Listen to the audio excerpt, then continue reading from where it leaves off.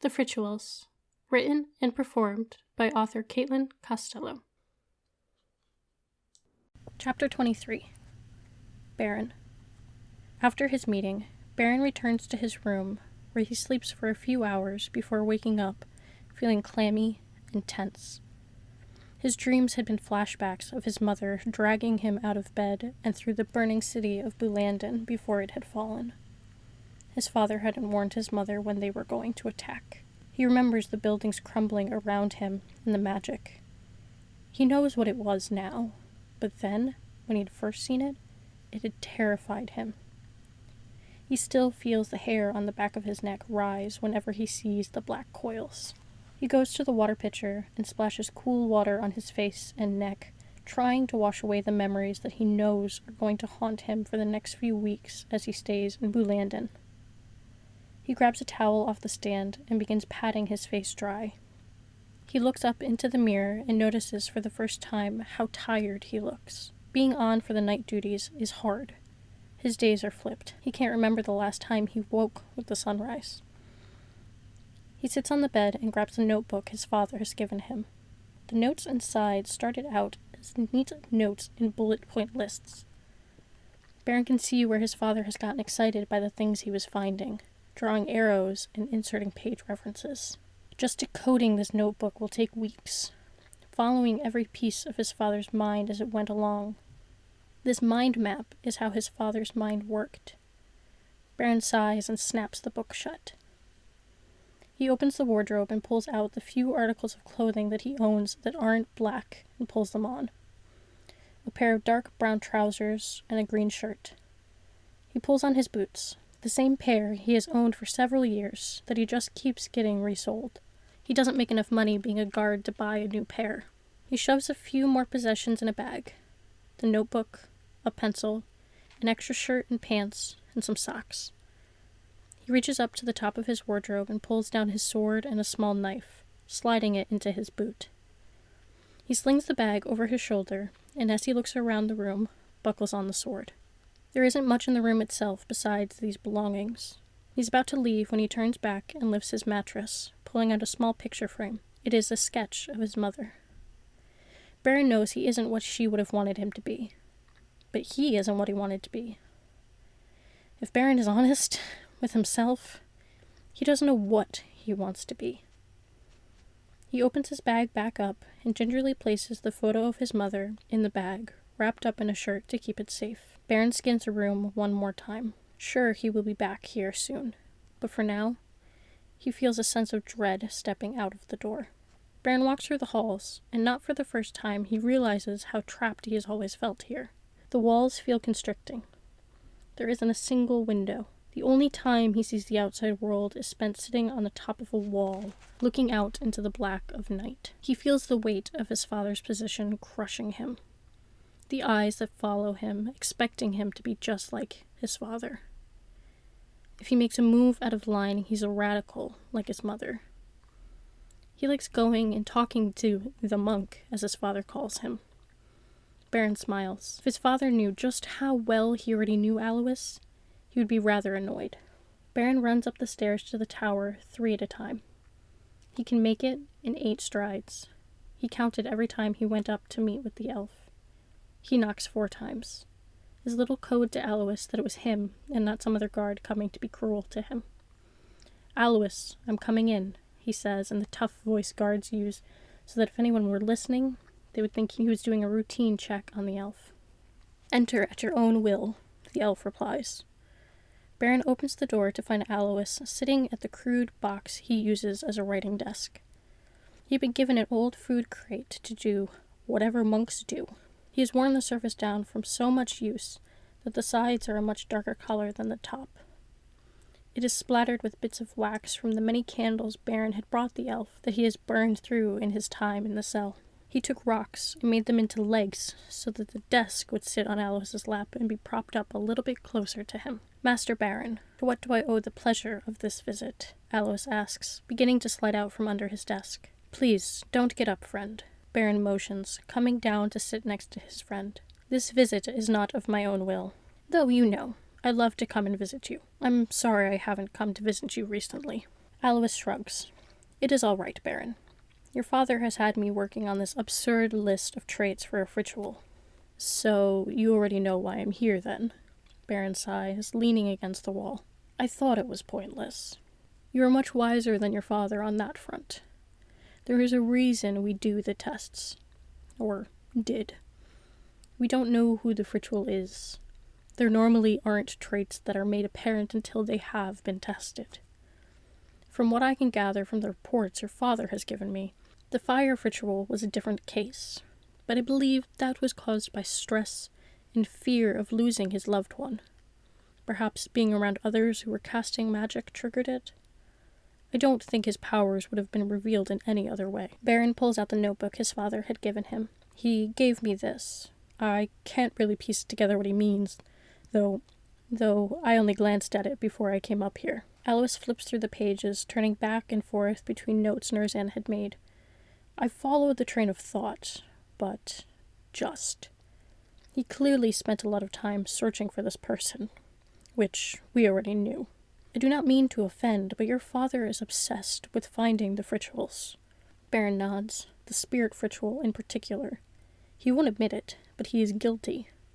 He destroyed his home to find a person based on a rumor. My mother died because of that rumor. I think he feels if he finds them, it might validate some of all that happened. I don't believe it will, though. Alois sighs. Those rumors circle every year. Your father was just overtaken by the idea of the Dark Ones at the time, to believe what anyone would tell him. How long have they had their control over him? Well, Bulandon fell 4 years ago now? So, about 5 years. Baron pauses. Alois, how come none of the other kingdoms came to help us? The elf sighs. That is something I myself would very much like to know. One of the reports I was able to get smuggled in here said that the elven kingdoms have stopped communicating, so they thought we had exiled them. It makes sense for elves. I question how the world of man didn't hear. Their timelines are much shorter than ours. That should be something you try to understand when you leave. I would love to know. Alois pulls a pencil out of his pocket and opens to the next blank page in the notebook. I knew some men in Bulandon that might be willing to give you some information about what happened in the time since the fall. I wouldn't say who you are, but say that you know me. Baron looks at the note. It reads, Jansen Scott, 57 River Lane. What am I looking for? I don't know if it's still there, Alois replies, scooting out from under his desk and plucking up another candle as the one on his desk begins to sputter out. But it was once a tavern. Jansen was the owner. He lights the wick of the new candle, then holds the base of the candle over the still burning candle to melt the bottom before sticking it down on his desk. All right.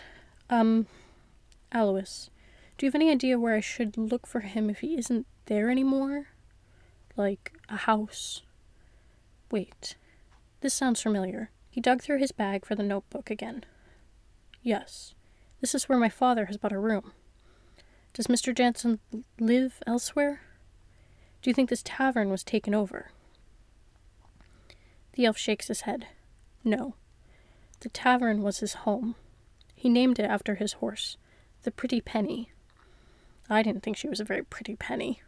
It's the most stubborn horse I had ever met. If it still goes by the same name, he is the one running it. Baron laughs. All right. Thank you. I hope Jansen and his family are all right. It has been years. Baron thinks of when the Dark Ones had brought the monk in. They had kept him in the dungeons far below. But Nurzan grew tired of having to walk all the way down to the dungeon whenever he wanted to question the elf. So he ordered him to be moved to the tower cell, whose staircase was just down the hall from Nurzan's room. So, what is on this list my father has commissioned you to create for me? Baron asks, plucking the page from the desk. Facial markings? I thought those wouldn't show until after the ceremony that you would have to perform. You and I know this. Your father might not, Alois says with a shrug. The ability to control others' emotions, reading another's thoughts, perhaps moving things by thought. You don't really know what I need to look for, do you? Alois shakes his head. Most of the records that we had for those that could control some aspects of spirit magic were destroyed when the Dark Ones sacked the city. It isn't our fault. I have requested all that I can, but your father refuses to let me go into the city to try to find anything. And since they have been slowly killing off royalty, not many who are able to control it still live. Baron looks at his old friend, who has so much knowledge. Perhaps now he will let you go. If I go with you to watch over you. I could really use the company, Baron says. Alois's eyes sparkle. You have no idea how much I would give to get out of this cell and be able to walk in the light of day. He slumps slightly.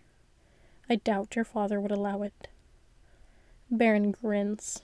He told me I had any tools I needed at my disposal. You are a tool that I need and want by my side, of course. Well then, what are you waiting for? Go and talk to your father, Alois grins. It isn't like I'm going to be going anywhere while I wait for you. Baron rushes down the stairs and quickly feels the sense of optimism fade. How could he convince his father that he needed Alois without letting on the fact that he already knew more about him than he had initially let on? He stops at the door and listens for a moment to see whether or not his father is in a meeting with some of his generals. If he is, Baron will have to wait until it is over. There is no way that he is going to get what he needed if the other officers were there. His father was all show when he wasn't alone. Baron presses his ear up to the door and hears the pop and crackle of the fire, but no other voices. Baron lifts his hand to knock when his father comes around the corner. Ah, Baron. Ready to go off into the city. Hello, father. That is actually what I came to talk to you about. Nurzin pulls a key out of his pocket and unlocks the door to his room. Yes, of course. What can I help you with? Do you need some of my reports? Well, I took your advice. I looked through the notes that you gave me. Then I went and spoke with the monk. He had such a great extent of knowledge that there was no way I would be able to get it all down. He suggested places to visit, if they're still there, and people to find that might know things. He will be a great asset to me. However, I feel like that if I leave now, I won't be fully equipped with the amount of knowledge I would need to properly execute your mission. I feel like I would benefit more if he were with me. Nurzan's eyes narrow. Did the monk suggest this to you? No, father, Baron says quickly. I suggested this of my own accord. He would stay in the apartment that you have procured for me, unless I needed his help to find a place or a person that he suggested I visit. He would simply be there as a guide for me to bounce ideas and information that I've procured off of. Baron mentally crosses his fingers as his father mulls over the idea. I suppose that is a good idea. That way you don't have to keep sending letters to him or coming back and forth from here to the city. Wasting time and possibly blowing your cover. He begins nodding as he talks, seeming to talk himself into the idea. Yes, that is a good idea, Baron. That is why I assigned this job to you. You are smart. Go tell the monk to collect what things he has. I will send for your horse in a second to be saddled. He opens a drawer in his desk and pulls out a small pouch. This is the money I have for you to get started. Here is a second. You will both need to try to buy new clothes to fit in. For the love of the goddess, Baron, buy a new pair of boots. Thank you, father, Baron says, taking the money and then bowing. I promise that I will not disappoint you. Baron lies.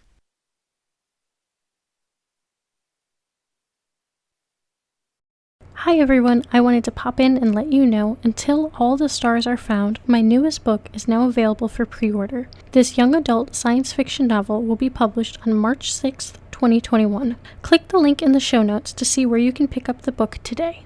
While I have you here, I wanted to share the back matter of the book. Joining the Galactic Garrison was the best decision that Ada Gomez ever made for herself. Or so she thought. Orphaned with her brother Sarkis in the foster system, who she can't claim custody of, a guardian who is days from kicking her out, and no job, there is nothing left for her on planet Earth. The only thing going for her is that she has made it. After 3 years of work, Ada has qualified to begin training for the esteemed Special Operations Team on the Galactic Garrison Space Station. Joining the Spec Ops division is a chance to start over, to make a name for herself, and if she plays her cards right, maybe Ada can get Sarkis back. But her journey is just beginning.